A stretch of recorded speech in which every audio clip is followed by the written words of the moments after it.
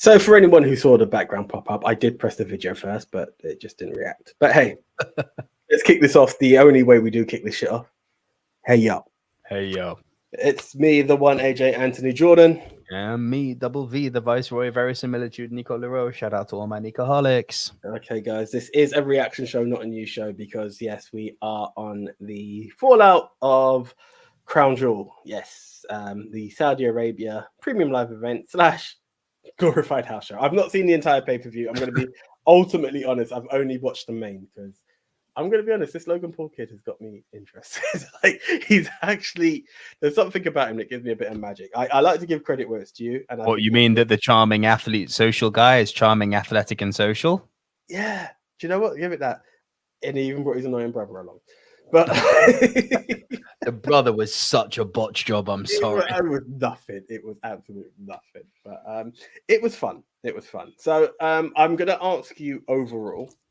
It's more of a Q&A on this one, as I said, in the main. So I'll give it to you on this one. Yes, guys, it's an only two-man show. Overall reaction to the event. I mean, personally, I was very happy. I nearly got a clean sweep. But are you asking me for like my feelings on the actual show? On the show, followed by feelings as from a Ministry of Wrestling point scoring show. Very meh. The feelings on the show, like there were some highlights, but I also think there's a little bit too much Kool-Aid drinking going on. I mean, Brock and Bobby, let's just go through it. Brock and Bobby, it was 6 minutes of greatest hits, wasn't it? It was like, here's a hurtlock, here's a German suplex, here's an F5. Fine. Like, they didn't feel very invested in it. And as a result, I wasn't very invested in it. It wasn't a good match. Like the one they had, it was at the Royal Rumble, wasn't it? That was Rumble. Yeah, that was a decent match. You know, this just felt like a kind of, okay, let's get it out the way. 6 minutes, greatest hits, give the people what they want in Saudi Arabia and go. House show. Fair enough. The Drew Cross match was weird as fuck.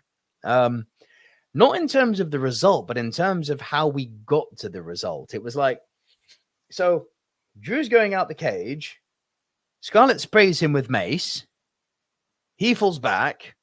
Karrion Kross tries to go out the cage. Drew recovers and it's like, fuck, I'll just climb over. It's like, huh? See, here's the thing, and this is the problem I had with this match. I must admit, being the time it was, I was actually at work, and I remember looking at stuff and catching a few results, and I remember seeing that, and I was like, I think it was this and maybe the women's tag. And I was like, right, I've lost, and that was it. I was completely uninvested in it from a ministry point of view. Right. I've seen the highlights because having seen the main, I'm watching, that last package video that they have. And I've seen that part and I'm like, okay. Yeah, it felt very weird. It was like, so how did we, again, even in the video package, I was like, how did we get to that? And I'm going to ask the question now. Did Cross look good? Or are we on the decline of Karrion Kross? Is Karrion Kross just an NXT character? Like, did he have a good showing against Drew? Because he just about sneaked a victory in the strap match, and now he's lost the cage. Well, they're doing a rubber match, obviously, aren't they? Because you can't have Drew just flat out lose like that. It does feel weird though that we're probably going to do strap match, cage match, wrestling match. It's like it's Randy Orton and Edge all over again. It's Randy Orton and Edge. It's also AEW's very strange booking. It's like they're kind of reverse engineering it. It's very hard to say because of how poorly booked the match was. I'll say this. I don't think Drew and Karrion have got good in-ring chemistry. This is what I've been hearing. I've got to be honest. I've not even seen the strap match. And I knew strap matches are always awkward anyway. So I thought that wasn't going to work out. But strap match isn't a good reflection. This didn't. To be honest, neither of them came out smelling good from this. And I'm a big Drew McIntyre fan, but neither of them made me go like, wow, So I don't think I think it's way too early to say Cross is on the decline after just 2 matches back, one of which he's won. I think let him get through this feud and work with someone else.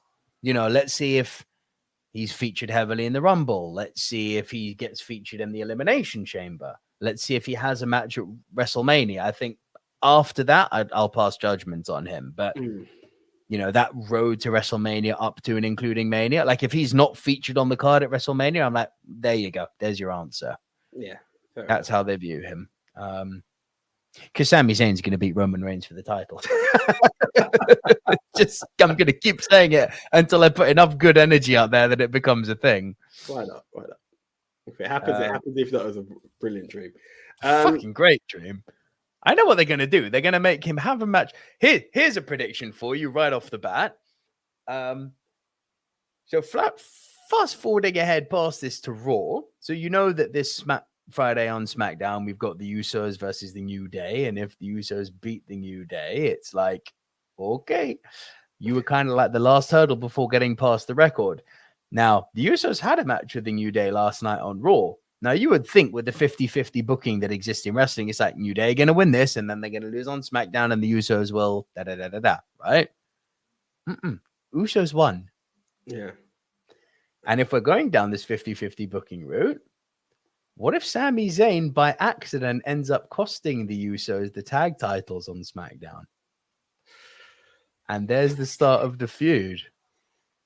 I know it's good, isn't it? Could you imagine? I actually see it the other way, though. I think it's going to be a case that Jay is knocked out. No, Jimmy's knocked out. And Sammy to the rescue. He's going to end up helping Jay.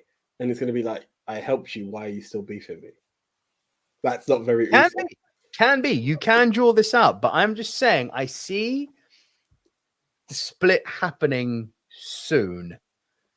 And then you can have Sammy, as I've predicted previously on shows, Sammy working his way through the bloodline, getting to Roman at the Rumble, and having that heartbreaking loss if he doesn't win, because I still say don't do that. Don't do any of this. Put Sami Zayn at WrestleMania, beat Roman. But if we're not going to do that, have Sammy cost the Usos the titles this Friday. So they're so close, but they didn't do it. New Day still, we the ones, you the twos. You can see this shit. You can see this shit. Yeah. Sammy gets the beat down, works his way through Solo, it has like a 3-set match with Jay, because that's the real beef. Yeah. A 1 off with Jimmy, a 1 off with Solo, 3 with Jay. Then we get to Roman at the Rumble. Heartbreaking victory, like so close. Haluva kick landed, 2.999999. Fucking Okada in the Tokyo Dome kick out type thing, yeah? And then he doesn't get it, but after Roman beats him at the Rumble, the beatdown happens of the whole bloodline on him going, blah, blah, blah, blah, blah.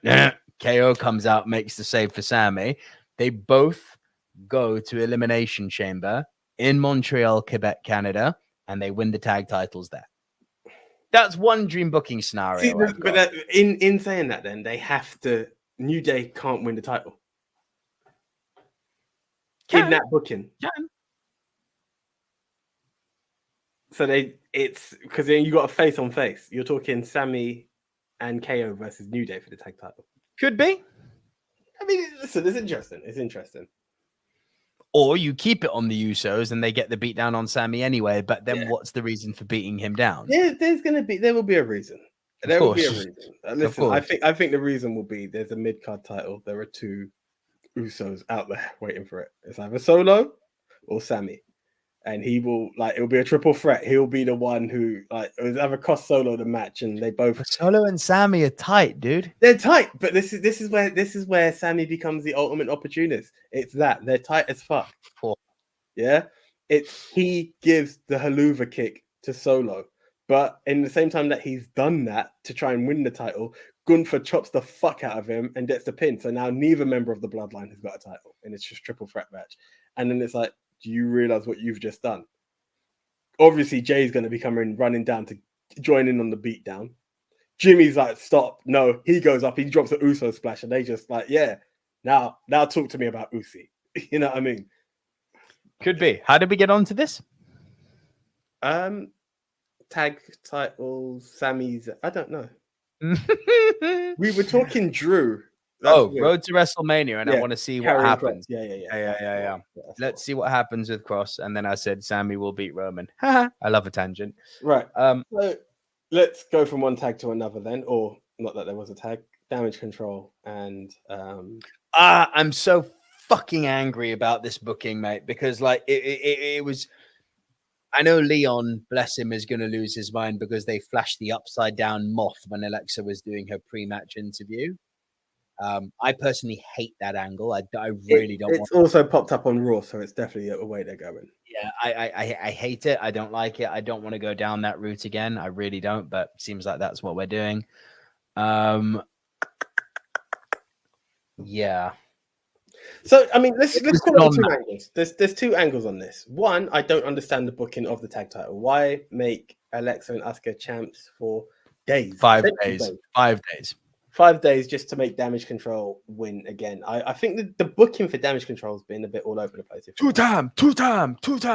It's something like they've done with Toxic Attraction as well on NXT. If you followed that at all, yeah, Mandy Rose's group. I can't remember the two ladies' names, but they were the women's tag champs. Dropped it, picked it up again, and it's like, what are we actually?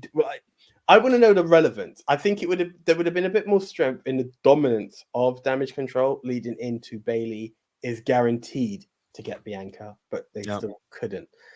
That's one side, and then the second side is the Alexa Bray segment, which I'm gonna now mix with. I haven't seen it. What was his promo at Crown Jewel about? I need to know what made it interesting because, as I said, I'm starting to get bored of nothing but talking from Bray. I didn't fully get the promo at Crown Jewel, to be honest with you, mate. I didn't forget the hype for that one. But do you realize as well, this is where it comes down to, and I think Triple H has said it, he's a wonderful mind, he's an ultimately creative mind, but it needs to be reined in. Mm-hmm. Are we at the point of, well, maybe it should have been reined? Like, what? Wrestling requires action.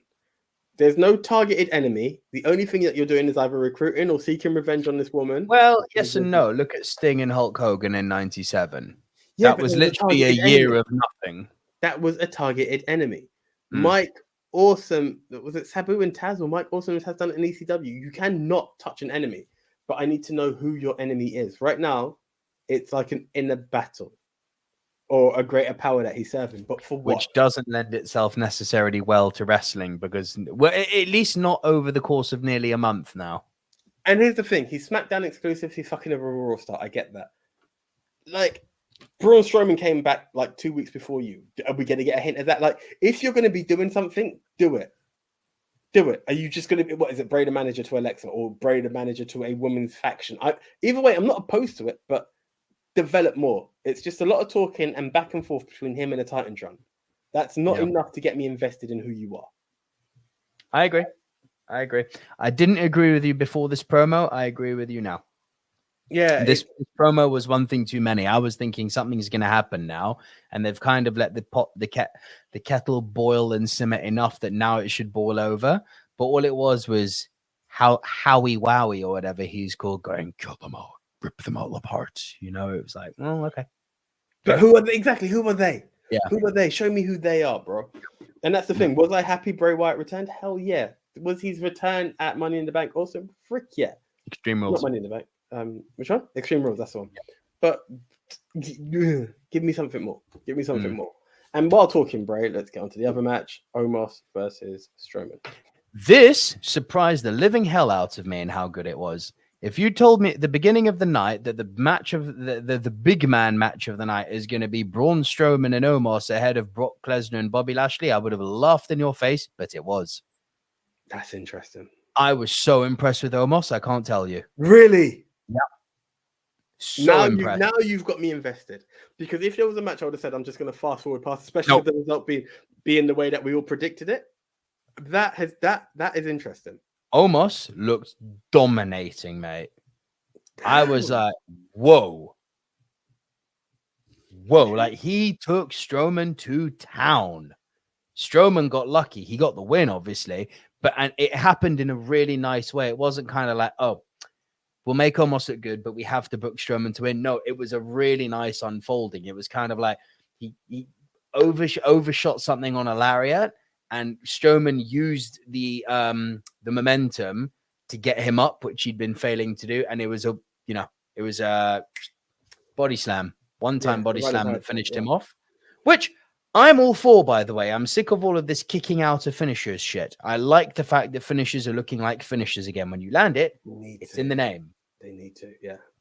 That's why I love what AEW do. When Kenny Omega lands the one wing angel, it's done. It's over. Bye-bye. You know? Yeah. Finishers should finish matches. I'm actually glad to see Omos is doing something. Maybe he needs a big guy to work with in order to make it work. Bro, I was shocked at how good he was. Now, let's be very clear. Double V is not advocating that Omos is on the same level as Strowman, and least of all not on the same level as Lashley and Lesnar. I'm evaluating a match compared to another. This match entertained me a hell of a lot more. Part of that was due to the fact that how surprised I was at how good Omos was. Like, the dude has gone, phew. I was like, damn, bro. Good for you. You know what it is? Seriously. And it is down to how you wish to book the star. Where Vince just saw him as an intimidating presence, Hunter might actually book him as a wrestler. And that's all you need. You know? I mean, whatever they're doing with Omos, keep doing it. Because that's the first time since I've seen the big fucker where I wasn't just like, he's big. Well, this is it. Like, bear in mind, I said it now that Vince is retired, he won't be twerking with the New Day, but that's the angle I saw him going down. I saw it being the biggest flop in wrestling. Now to see him be impressive, that's something. That I'm down with. That I'm down with. Shocked at how good it was. I mean, we've got 3 other matches to discuss. The OC and Brutes. Well, 4, sorry. Never thought the Usos were gonna lose this. Credit to the 4 of them, though. There were 1 or 2 moments where I did go. They did make me buy it once or twice. I was very much kind of like just back in my chair, like, okay, yep. Great wrestlers, all 4 men in the ring, very talented. I'm entertained by what you're doing, but I'm not under any illusion of the way this is. Oh no! I like that. It was literally like, remember when Rey Mysterio was taking Brock Lesnar on a few years back, and we were both going, "What the fuck?" Like, yeah. Okay. Oh shit! Could it happen? Yeah. I just like to say, Brock Lesnar has got to go down as one of the greatest sellers the sport industry has ever seen. Yeah. Like when because he's such an intimidating no seller, 90% of the time, when he does sell, you're like, whoa, this is mad. Brock can have you eating out his hand, man. Like, yeah, for sure. Brock, when he sells, is quite the thing of beauty. But yeah, bro, Brutes, Usos, obviously it was going to be a good match. The result went the way we thought. There were 1 or 2 moments of, whoa. Cool. So here was the other one. This one let me down. Points wise, it really let me down. Right. The OC versus the Judgment Day. So to be fair, I know it's obviously easy to say this in hindsight. I know you bet on the OC and I bet on the Judgment Day. For me, the one caveat was if the OC didn't have their female with them, they were never winning this. That was it. And sadly, they chose to go with Raw as opposed to Crown Jewel. Right. And something told me after it needed to look like more losses. And you know when you hit it, that's what made me kick myself. It was, who is it? When's it going to come? Interesting call though, because I know prior, was it you who said Sasha Banks? And I was like, well, that would be an awesome fit. Mia Yim. Meh Yim. Do you know the thing? I'm not familiar with her in NXT too much, but I feel this is a lot better than Retribution, and it puts her on a map. If you're challenging Rhea Ripley, we're grading on a curve again here. Retribution. I know. But but in terms of it, remember she was just floating around doing nothing apart from being a pain in the ass. And losing her mask into a feud. If you're kicking off into a feud with Rhea, that's interesting. And these are women. Because of how over Rhea is at the moment. How over Rhea is, and I believe for Hunter to have made that his pick, knowing that he's dealt with them both in NXT, I would like to give it more positive than negative. It's hopeful. For sure. It's hopeful. I'll say this about Mia Yim. She was kicking around during that kind of year to year and a half where I was heavily invested in NXT. She never really made me bat an eyelid. it was never like I'm going to fast forward through her matches. Like I was always like, yeah, I'm going to get a level of entertainment out of this. But I never had her pegged as a winner, to be honest. Yeah, never a strong contender for the women's title or anything like that, which is fair. Maybe that'll change now. I remain open-minded, but one of the things about this though, it still feels like AJ Styles and the rest in this, and that's no disrespect to the Good Brothers, but yes, it is. Yes, it is, because one of them is good, one of them is Luke Gallows. But this is it just sucks. Like for all of the banter we were giving Omos before, I didn't think Luke Gallows was any better than that. I mean that. He's a big dude and he can't move. He's so slow. He may not be the name to be mentioned. CM Punk, though, praises this guy quite a bit. And how many people like CM Punk, AJ? Listen, I'm just talking about what we're talking about. It like when he created. I don't know why I said that. I'm being a little dick. Sorry. I mean, it was irrelevant to the statement. I mean, I believe the man has some in-ring knowledge. Yeah. Gallows was one of the names that he was like, you guys like dropped the ball with this guy. Coincidentally, maybe the guy just couldn't pick up the ball, but that's a different story. I think the guy's too stiff to even bend over, let alone pick up a ball. So this is the thing. I feel like have you watched him in ring? He is so stiff. I need to watch him again. I'm not meaning stiff in the wrestling sense, whereby he's doing stiff shots. I mean, doesn't have movement. Yeah. Yeah. Stiff like his joints have locked up. Stiff. Kevin Nash stiff. You get me? With nothing but love to Big Sexy. Big Sexy is one of my favorite. Fucking Kurt Angle in the latter years, stiff. Oh God, yeah. Oh God, that was painful to watch. Poor Kurt. I love Kurt. Yeah. The latter years of Kurt were hard. But I feel the OC needs to be cool again. It's nice to see Mia Yim and have a female contender, but it doesn't have that. You know, sometimes you put someone into a group and it makes them cool. Like for God's sakes, they put an NWO t-shirt on Disco Inferno. And you're like, oh, okay. Do you know what I mean? You don't get that with Mia Yim. It's like, oh, like, interesting match. Let's see how. But the thing is that they need to stop it. They've got to stop it. They're not Bullet Club. I know they're original founding members and all that. It doesn't carry over well to WWE. It's like, yes, we the fans know it's there. WWE won't reference it, and they won't ever allow them to be those guys. I think they did on Raw. I think categorically, I think it was said Bullet Club for the first time. Like it was really. Yeah, I think they said Finn Balor founded the Bullet Club.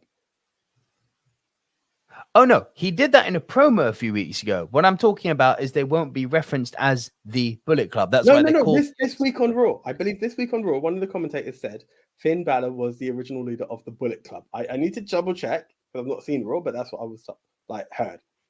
Fair. If that's the case, then long may that continue. I remain on my point of they're not ever going to be presented as they were in New Japan ever.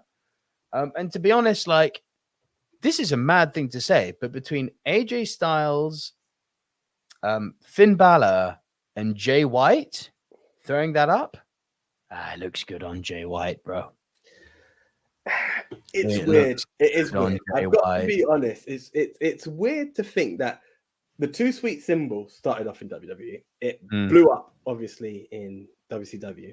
Mm-hmm. But it's weird to feel that the quote unquote indie companies doing it feels like it has better ownership. Do you know what I mean? Not if you're going company by company, I agree with your statement, but I mean more so the individuals currently involved with that symbol. Of the three of them, it fits Jay White so well. He's such a good cunt heel. Yeah. I think it's weird for Finn because Finn is doing dark side shit, but still wants to be like throw it up, man. And it's like which doesn't work. Do you know what I mean? Pick an angle, and it yeah. I've never bought AJ doing that ever. AJ in Impact, loved him. Yeah, AJ doing all of this club stuff. I'm like. It had a moment. There was a moment where the OC was something in the build, getting to be something. Pre global times, you know, pre Undertaker. That they were going somewhere. Then they got rid of him. That was a good time for the OC. But yeah, right. Let's kind of wrap this before we. Well, we had what is it? 2-3 more matches? I believe it's 2 more. Two. Yeah. So this match I thought was highly overrated. Bianca and Bayley. So I heard, and I'm not even bitter because I want a point on this, but I was like, Ben or Big Tone who said they believe it was a match of the night. So I was actually thinking I've missed out by not watching this match as yet. I don't get it. I've not watched it, so I can't comment. It's so hard to talk trash on performers putting themselves through this type of match, because these are literally two women launching themselves through tables, using ladders, using chairs, doing hair whips. Like, they're definitely committed to their art. I don't want to take anything away from Bianca and Sasha, Jesus, Bianca and Bailey. Maybe it's that, rule of diminishing, the rule of diminishing returns. There've been, over the course of the last 2 years, maybe I'm wrong, but in my mind, I remember there being some pretty good last man standing matches. I mean, shit, Roman had to flip a ring on Brock Lesnar. Yes, the ending was botched, but that's a spot that's going to go down in history. Yeah. As last man standing matches go, the Kevin Owens Roman, the Rumble last year. Yeah, that was big. Beauty of a match. And a bit of a spot fest in some parts. And Roman in fucking last man standing matches. Lots of botches, huh? Brock Lesnar, the handcuffs with Kevin Owens. That fucking, when I realized that they had to cut the script because then just roll the cameras because you can't cut a live show, but it was a botch. Bro, when it got to 8 seconds and Roman was on the ground still handcuffed, I was literally like, what the fuck's happening? Like, is Roman about to lose? Oh, it's a botch. Fuck. Because he was on the ground at 8 and I was like, what is happening? Yeah, it was weird, wasn't it? Weird time. It was weird, but that was a botch aside, a beauty of a last man standing match. And if we're going to live in a world where we're not going to discriminate between men and women, and we're not going to choose to evaluate them differently, which is what I believe the female athletes demand, and rightfully so, I need to hold the women to the same standard as I hold the men for a last man standing match. I'm not going to, I think it would be completely counterproductive to progression if I said it was okay for a women's match. Right. Yeah. I don't want to prescribe to that noise. I don't think it's helpful for anyone, to be honest. 2 wrestlers in a last man standing match, it didn't rock my world. Fair enough. Would I say it was match of the night? Maybe. But that's more of a condemnation on the rest of the card than on the quality of the match, if that makes sense. What I will say, and again, it's not for that moment, I think that could be one of the most extreme matches that women have had in Saudi Arabia. I don't think there's ever been a... Oh, for sure. In that sense, definitely. For that, I would give them credit. But again, it's not having to prescribe to that. And but, I think of great women's matches. Sasha and Bailey in the Hell in a Cell. Oh, beauty. Amazing, right? Bianca and Sasha at WrestleMania. Clinic, I'm not holding them to a different standard than I'm holding the men there. I'm just looking and going, that was a fucking great match. Period. Gender irrespective. I'm looking at this and going, was it match of the night? Yes. On a poor card. On a very, very... Again, so careful to say this because I'm not besmirching any of the competitors here other than Luke Gallows. He sucks. Wait, listen, you're giving almost praise. You're being fair or critical within your own opinion. And that's fully... For me, I'd have to say probably the main event or Omos versus Braun would be my match. Omos Braun, because it surprised me so much. I was like, where has this guy been? And the main event we'll talk about in a moment. But yeah, maybe I guess you could give it to Bianca and Bailey. But as I said, that's not singing praise for the event, to be honest. It wasn't a great event. It was strange because while we all had very split opinions, which by proxy implies that there was indecision and excitement. There was indecision, which also lends itself well to wrestling because it means it creates uncertainty, which creates tension, which creates excitement, right? Despite all of that being in place, the way the matches played out, not because of the athletes, because of the way they were booked, just made me go, meh. And here's a funny question that I'm going to question just before we go into. No, I'm going to ask a question later because I want to touch a tad on Raw before we do wrap up. So let's move on to the main.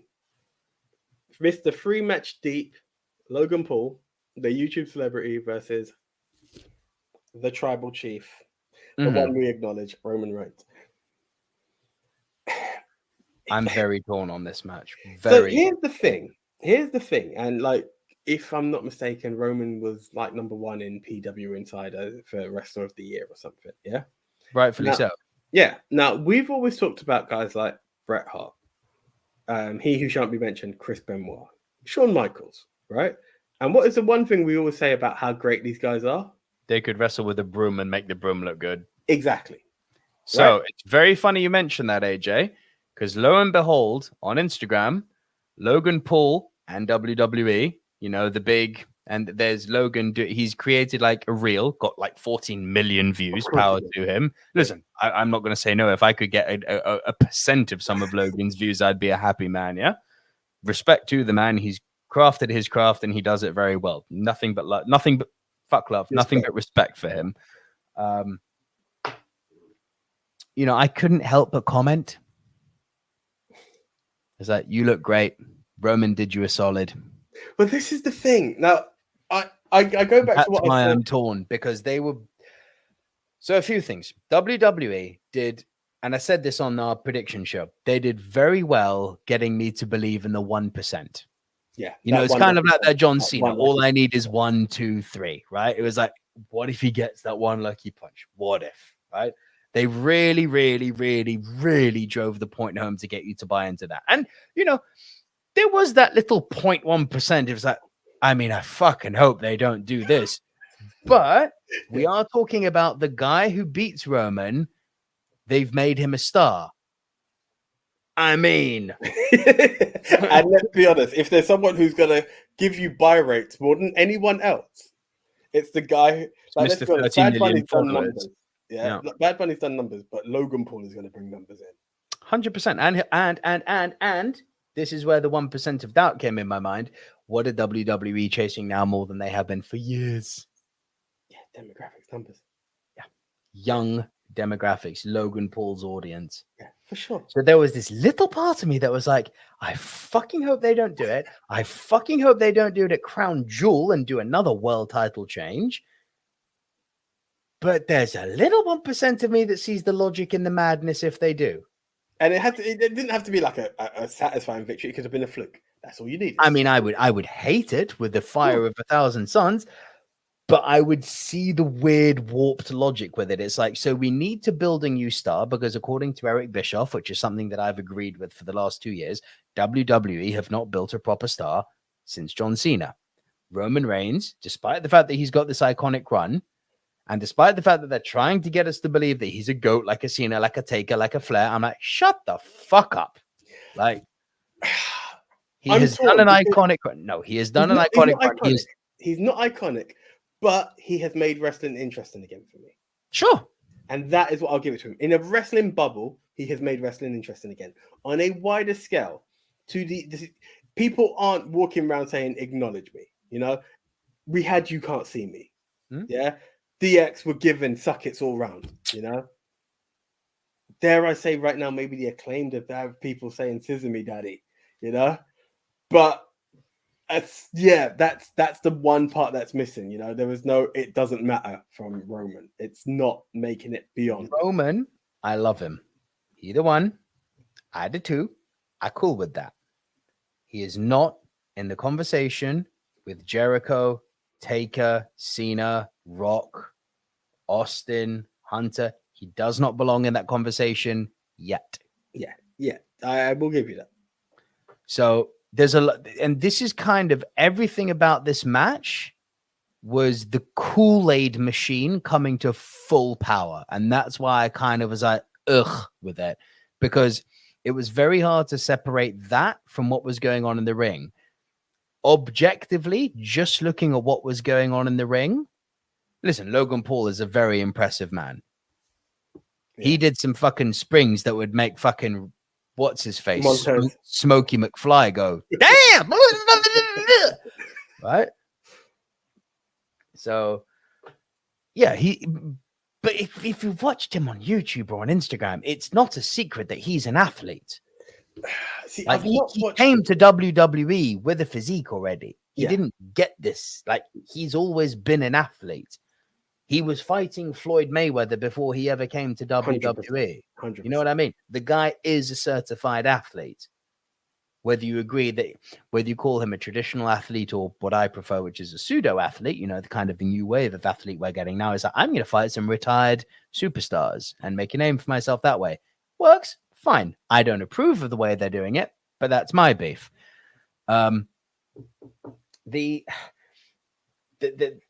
What he can do in the ring, given that he's only had 3 matches, is impressive. But even that bracket of sentence, you know, only 3 matches. Like, yes, only 3 matches in the WWE ring, but he's been in a ring before, surrounded by people. So take that out the equation. He's used to that. He's used to having public attention on him, so he's naturally good around people. So take that out of it. A lot of the time when people are like, oh, it's only a 2nd or 3rd match, it's because these guys are fucking green, you know? It's like they haven't been exposed to these huge crowds and mass exposure. Logan Paul lives and breathes that, you know? So to him, this isn't anything that new. Like, yeah, the idea of having to maybe punch without punching is new. The idea of maybe having to do those crazy jumps and land through tables is new. But he's a tough dude, you know? He's been in the ring with Floyd Mayweather. He's a tough motherfucker. I don't like the man, but you can't say that someone who's been in the ring with Floyd, been punched up the way he did and not get knocked out, he's got a chin on him, bro. Yeah, like he's a tough man. Like people are like, hey, he's a pussy. He's this little faggot from. Not that I call him that. I don't call him that. I've seen this shit vitriol online for him. He's this little faggot from America. It's like, bro, I wouldn't pick a fight with him quickly. You know my background, and I'm still like, if he's been in the ring with Mayweather and he's in that sort of athletic shape, you do have to bat an eyebrow. Yeah, like he's clearly a tough SOB. Love him or hate him, he is a tough SOB. So that's why this whole, but it's only 3 matches in. It's like he's green in WWE and in the wrestling, but all of his like life activities that have built up to this very well complement WWE and naturally sync with it. It's not that new to him. You're right. I mean, what it is, I'll give it to him. He hits spots. He's a spot fest artist. Yeah, and he does them well, and that's why I give him credit. I believe for that. Put it this way: you see certain people, and to be fair, some of the Bad Bunny, Stephen Amell, these people have actually delivered more than you actually expected. Correct. And I think long gone are the eras of having a Lawrence Taylor come in and just be like shoulder blocking someone. And I'm not saying that to disrespect him. I enjoyed his match with Bam Bam Bigelow, but it's gone to a new era. As you said, pseudo athletes. These guys do this stuff. Like if you know. Yes, you see him with Sean, but he might have also been with Seth doing a shitload of CrossFit in life. And if you can hit those stuff, the rest of what you're doing is going to be less impressive. Not less impressive, but it's more expected of you. But I think being this YouTube dweeb and, again, stepping in there with the tribal... And that's the thing. This is where you have that's to sometimes how they sold it, away. right? The YouTube you have dweeb. to step away from... There's the storyline and then there's the reality. Storyline is you've taken on the champ in this sport within 3 matches. Yep. Reality is the champ can make a broom look good, and that's the issue. But I actually found it a really solid and entertaining match. Entertaining for sure. But there was no point of me, even on the Spot Fest, there was no point, honestly, even with that 1%, you know, the way I saw the match playing out, Roman put him over. Roman did him a fucking solid. I'll go back to what I said in prediction show. It's the same as Jay. Like, Jay as a tag team artist is amazing. Him versus Roman was going to be something, but you knew where it was going. And I think it's the same here. And there was a lot of credit for those who said, you know, back in the day, Roman sucks. You may want to swallow your words. You may want to swallow your words because the guy's in God mode for the better or worse term. He's not GOAT mode, but he's in God mode in terms of wrestling. Definitely not GOAT mode. He's not in that conversation for me. Right, very quickly. I want to just touch on Raw very quickly. And by the way, speedy recovery to Logan Paul. I'm just going to put this image up. Injured. Yeah, he's got a few torn ACLs, MC. Yeah, I don't know. ACL? Oh, he's out for months if he's got that, Is mate. it? I'd have to check. I'd have to go back. And anterior cruciate ligament. He's fucked. If he's done his ACL, he's fucked. Yeah. He's out for 5 to 6 months if he's done that. Shit. Well, there goes the Mania money that they were hoping to make out of him. Again, the guy's young and he's an athlete and he's got the best people in the world looking after him now. Who knows? Yeah. Look at what John Cena did at the Rumble. Look at what Cody Rhodes might do at this Rumble. Exactly that. That fucking pectoral, right? Right. Question. Just a theory, but if we don't put these theories out, we're... Do you want to do the points quickly first? Oh, yes, please do. Please do, yes. So the final scores for the evening were my co-host here finished in last with 4 points. Completely fucked. Like after 2 matches, I was like, AJ's out. Yeah, okay. I gave up on the pay-per-view. Leon didn't do much better, got 5. But then, unfortunately, we didn't have a clear winner because it was a 3-way split between Big Tone, myself, and Den. But interestingly, so that was for the pay-per-view. What that did to the totals for the season was it put Tone, Leon, you, and myself all on 4 points. Den is now in the lead with 5. I know that cheeky bastard. No, he's not going to get it again. I've told you, I'm not thinking with my heart anymore.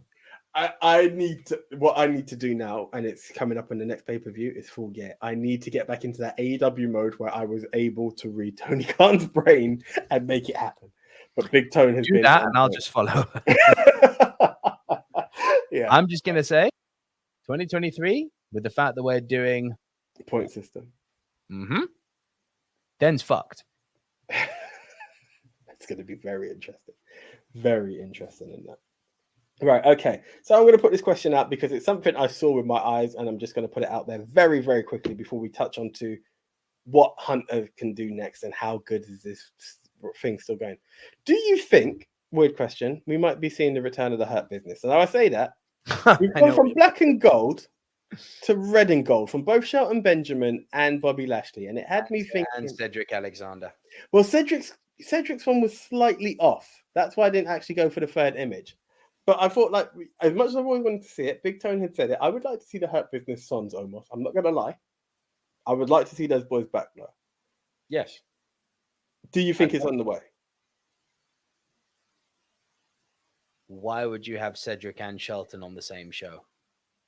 In different matches. All of them losing. Bobby lost. Shelton lost. Cedric lost. I think they're building to a story where they need each other.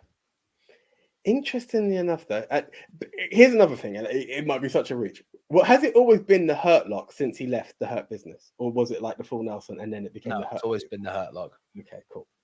There was a Shelton and R-Truth tag team, and I think that's pretty much dead. But that was the other angle Shelton had going. But it'll be interesting to see. Now, my question, the big question. You need MVP in the Hurt Business, bro. You need MVP in the Hurt Business. Oh, for sure. For sure. But I'd like to see them fuck up Omos. I'd like to see them fuck up Omos as their first statement. Bring it back to its originality. Like I would like to see MVP berating Omos, and then those 3 guys, like Omos about to fuck up MVP, and those 3 coming down to do business. Show business is could be. They were a great faction. I had a blast with them. Only t-shirt I've bought officially from WWE.com. Right. I had to acknowledge your daddy. Of course. I was willing to pay hardcore cash that day in Cardiff, and I just didn't have it. It was so you. Right. Now we have to talk about the shittery. Now, yes, Nikki Cross has won the 24/7 title and thrown it away.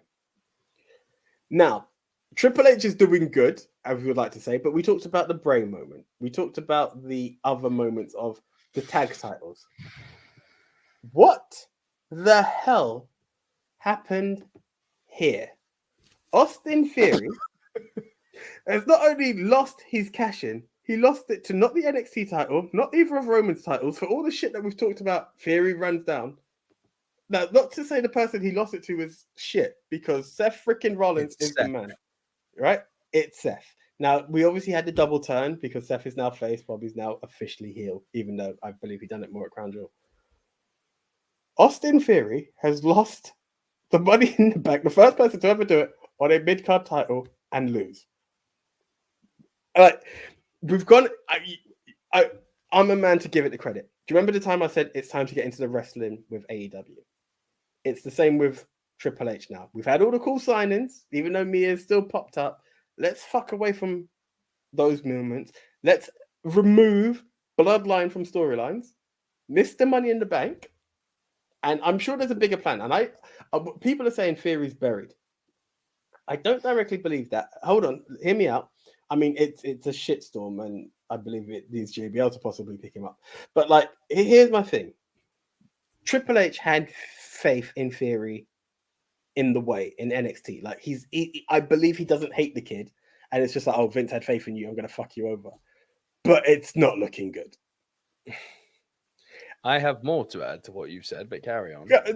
My question was, and I'll let you add though, now that we take away the grand signings and the returns of this, Damage Control and everybody else and all the excitements, because let's be honest, we've gone from, oh my God, Dakota Kai and Io Sky.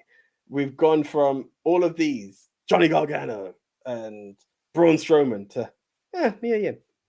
Even the Good Brothers. Yeah, the Good Brothers. Now it's Mia. And I don't say that disparagingly, but it's like, it's not what it is. Now.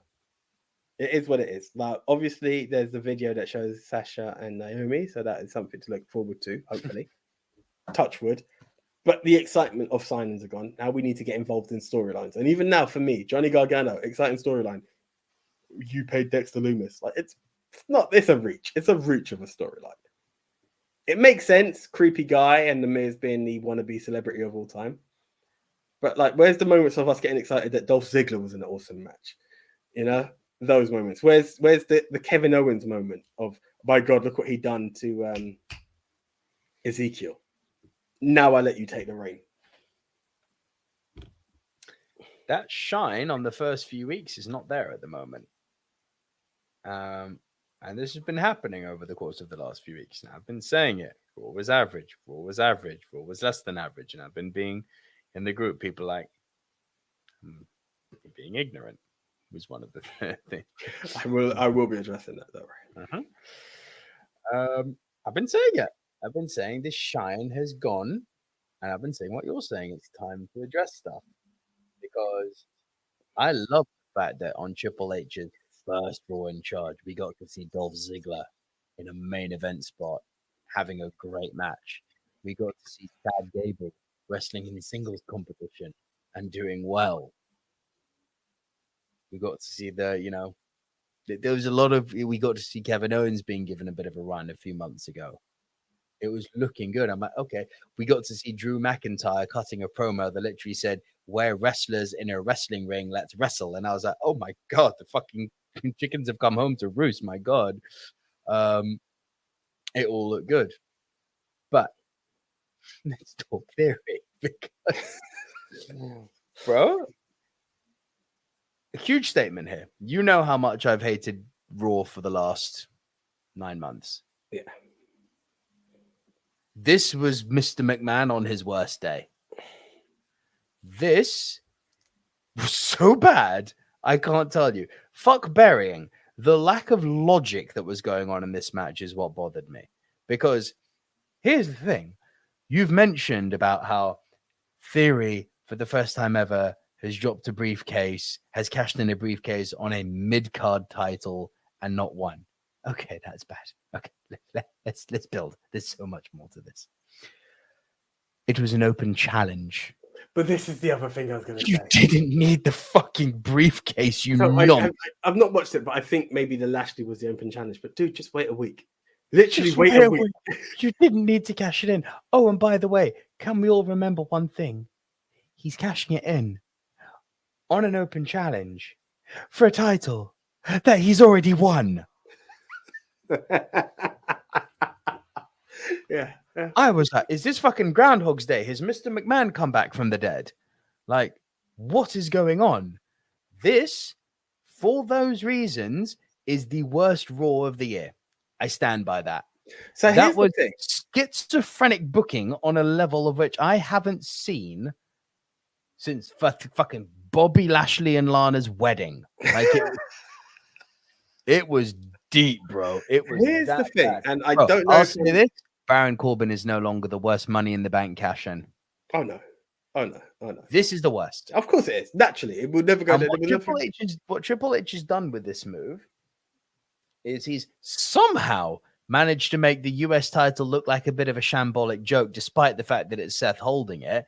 And he's made the Money in the Bank briefcase completely fucking irrelevant. Triple H did this, not Vince. Yeah, Triple H did this. He may have inherited a Money in the Bank winner who he didn't like. Fine. There were better ways to do it than open challenge for a title you've already lost, but cash in. There's two angles to this. One, I don't know the caveat of the title. It could be a world heavyweight title, and he may get away with it. He may get away with it in those weird. Do you remember, From like what I'm reading on Pro Wrestling Observer? Gone. That's that. The other thing, and I'm not saying it's linked because it's no real way of linking it. I don't know how they'll angle it. He may be the new shining star of Raw with a new title that replaces the 24/7 title. Good, more titles. Hmm? Oh, good, more titles. But remember, is it TNT? I'm not an expert, but TNT want that representation. Now, it's good to have Seth as that forerunner, as the main flagship bearer of Raw. But I think they wanted something that they knew was guaranteed. TBS, in it? No, TBS? It's not TBS. Yeah, it's not TNT. It can't be TNT. It's not TNT. It's not TBS. USA. Thank you. Yeah. USA wants something. That's the one. And I'm wondering if that's. They can wait till Mania. They'll get one back. I'm wondering if they're gonna. Yeah, they will. But I'm that exclusive because there is a lot of love. There is a lot of love. If the Tribal Chief says a word on Raw, he gives a full promo on a match on SmackDown. I'm wondering if that TV title or something. I don't know why, but I'm just like, there is no way that's how you end Raw and a briefcase cash in. I mean, that's the most humiliating thing that could have ever happened to any cash in. Fuck Sandow, fuck Corbin, fuck Cena. This is like a mid card, bro. Like, you turned up on NXT. Fuck it, no, you could have pinned Bron Breakker. And I say that with respect to Bron Breakker. No, you went to Raw against Seth, a battered Seth Rollins, and lost. Like, you're fucked. You lost on a title you'd already won on a match you didn't need to use your briefcase on. Yeah, that's it. Open challenge. Weekly, you could have stepped up. Quote the Viper, stupid. Yeah. I don't know what comes next on that one. That is my only prediction. He's done, mate. Maybe he's going to do something on a USA Network front to be their flag bearer.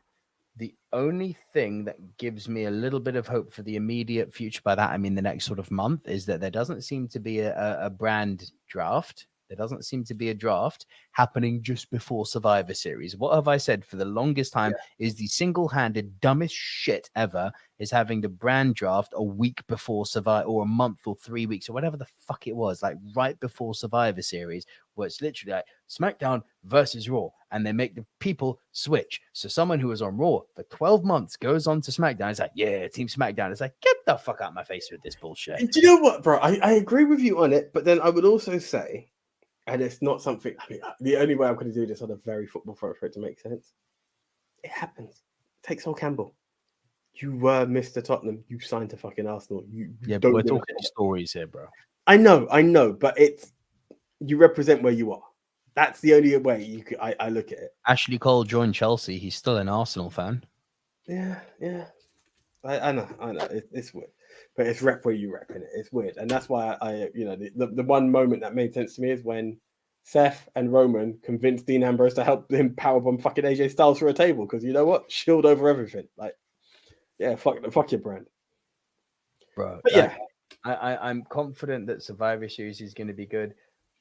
But for the first time, and I said this when Triple H came in, I said, when the honeymoon period is over, I'm not going to judge him. And I maintain this, although he's pushing my buttons at the moment.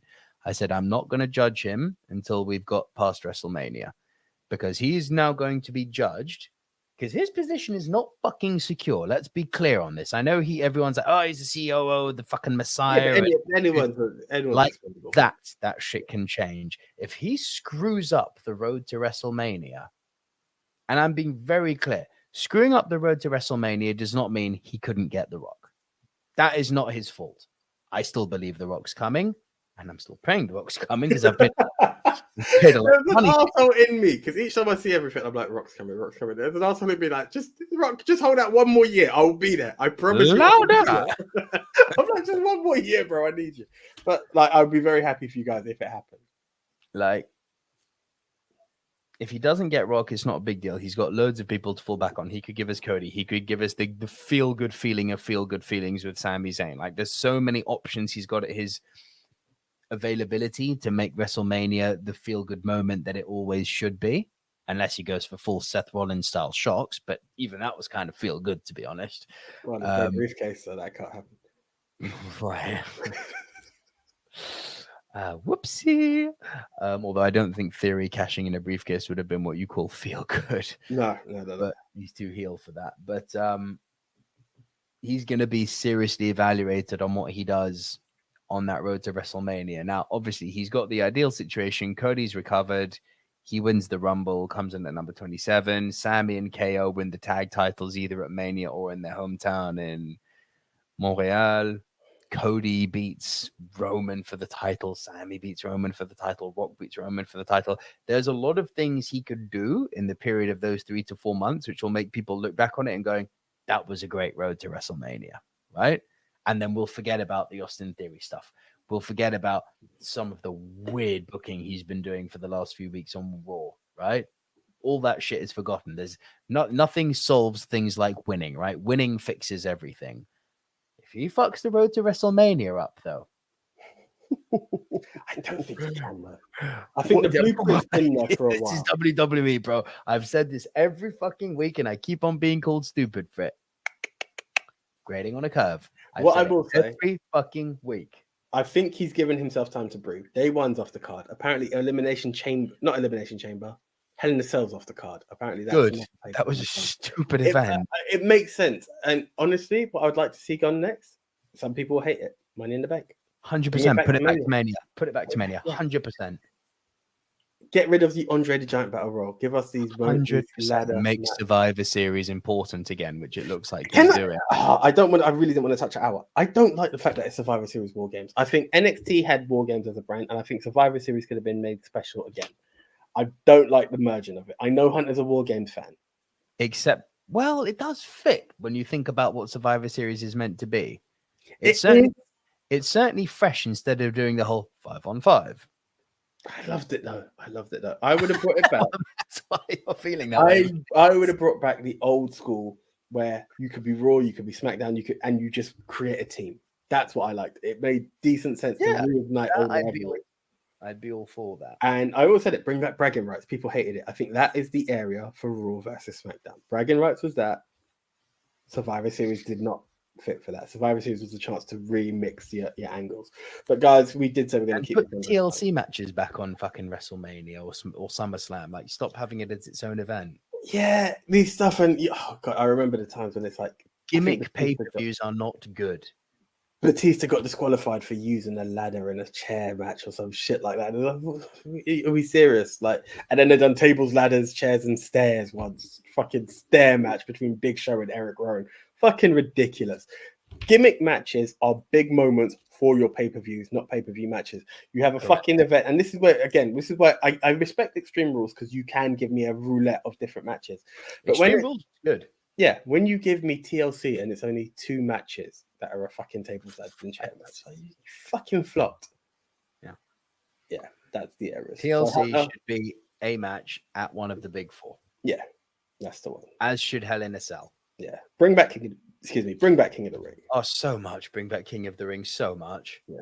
And make that fucking tournament important. Like, the winner of King of the Ring, like the winner of the Rumble gets a title shot. That's how you do you know what? Even if it isn't, no, I know it works. It works. Do that, because what you do, you don't need long title reigns then. You can have the sort of 3 to 6 month increments, and then you can have sort of 3 to 4 stars at the top. Hunter, Rock, Austin, you know? But these King gimmicks, when used right, also give people a platform. Like, it has worked. Like, it's worked. I hate the King gimmick so much. Oh, it worked for Owen Hart. It worked for King Angle, King Kurt. Like, we had some good ones. Right? King Booker, King Barrett, King Sheamus, King Regal. Yeah, anyway. Austin 316 says fuck all that.